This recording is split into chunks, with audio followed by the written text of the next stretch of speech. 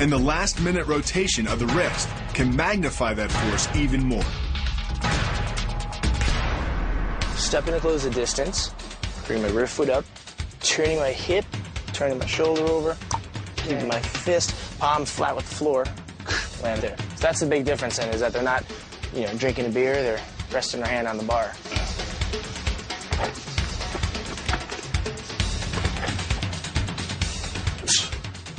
There you go. Feels pretty fluid. A big difference that I'm noticing with this is that it's not a lead hook, which you see a lot in boxing, is this measuring tool.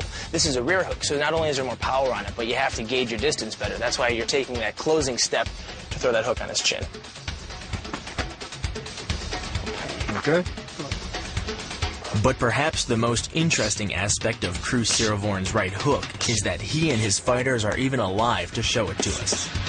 See, it was just a half-mile from this spot some 30 years ago that Cambodia's martial arts and culture were nearly wiped out. Chung Ike is the site of the infamous killing fields, mass graves where the vicious dictator Pol Pot and his party, the Khmer Rouge, executed and buried 20,000 Cambodians. Everywhere you look around here, too, you see, random pieces of material. This is clothes of the victim. This is their clothes. Wow. So the clothes and the bones and the teeth, everything's just coming up out of the ground, and you can walk around and see it. It's unbelievable. It makes you want to just run off and cry. Many of the people buried here were executed for practicing arts like Pradal Surek.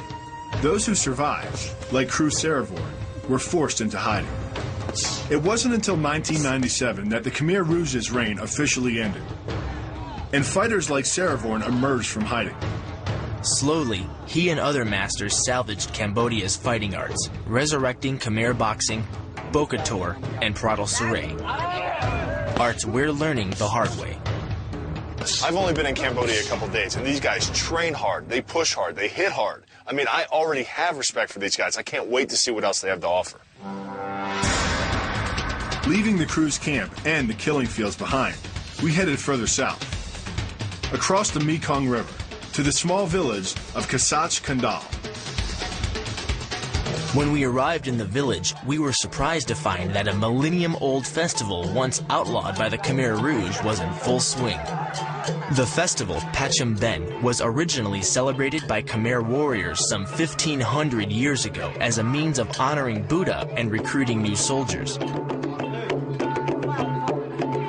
Today, this annual festival serves to honor the souls of the dead and celebrate a bountiful harvest.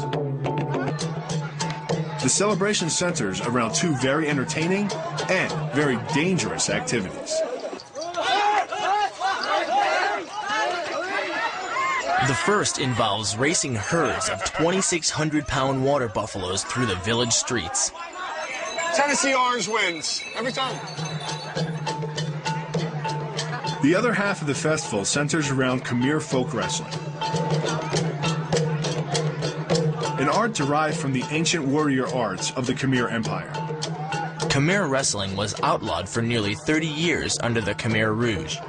Today, the art's chief practitioner is Coach Vat Chamroon. What are the rules for that? The rule is simple, just only throw down the opponent. So if you get your on the opponent map. on the mat, like on the back, Yes. you win? You win, yes, Kind of this like American win. wrestling a little bit, right? Yeah. You gotta keep them on the back. Khmer wrestling employs a variety of takedowns and grappling techniques. Techniques we can definitely use in our fight with Opu Tong. Well, I'd love to do some training in this. Can you show us how to do this? Yes, of course. All right.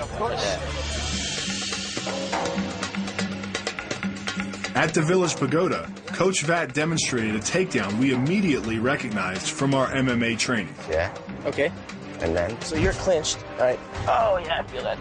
Lift me up. Oh, then down. Oh, God. Okay. Here, it's called the Ope Claw.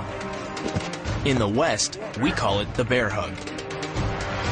The move begins from the clinch. Locking your hands behind your opponent's upper back and squeezing tight, you arch your back and lift your opponent off the ground.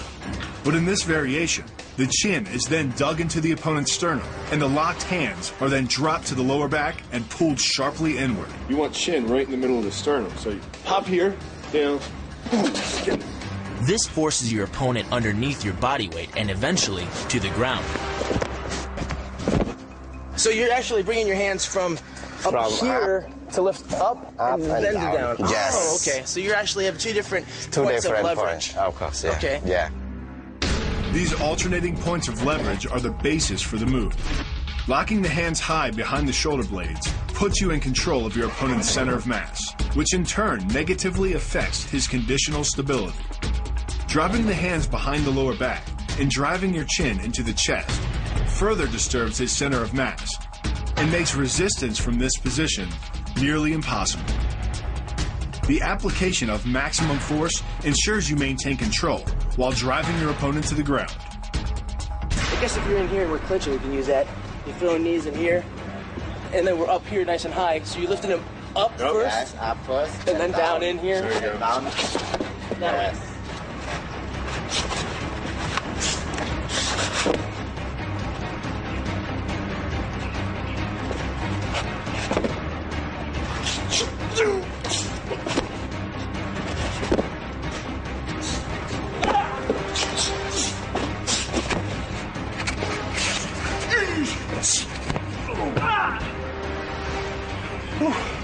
You know, the bear hug is universal in most military arts. It's a good way to take an opponent down quickly, hard, and even knock him out if it's a hard surface. Luckily, we got some pads. Nice one, Jay. Thank you, Bill. Clinch work is something that you see in almost every mixed martial art and UFC fight. It's also something that Bill and I are discovering as we're training more and more in traditional arts. Now, even though you don't have your hands free to take someone down, using the boxing gloves and the clinch position you're already in, you can bring your opponent to the mat, possibly win the round, if not the fight. But drilling a technique is one thing. To get some real experience with this move, Coach Chamruin invited me to face off against my sparring partner in a full-blown Khmer wrestling match.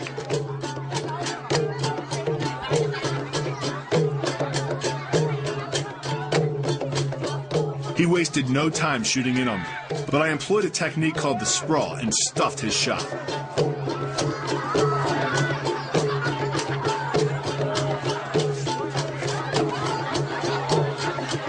But this guy had some agility to go along with his power.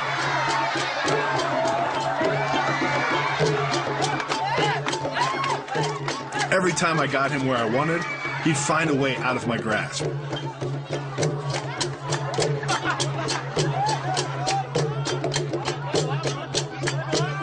Finally, I was able to pin him down. And this time, he wasn't getting away.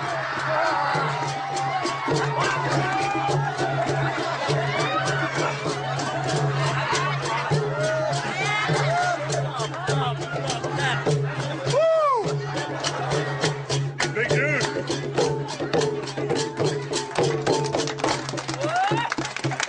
Traditional wrestling's a lot different. They get really low. They try to shirk that center of gravity on you. You don't find too many 350-pound Cambodians. But when you do, boy, are they tough to wrestle. Our experience at Pacham Ben left us banged up and dog-tired. But we were only halfway through our journey. Next, we'll trace Pradal Suray's origins back to the colossal ruins of a lost civilization and learn a vicious move that will lead us one step closer to victory.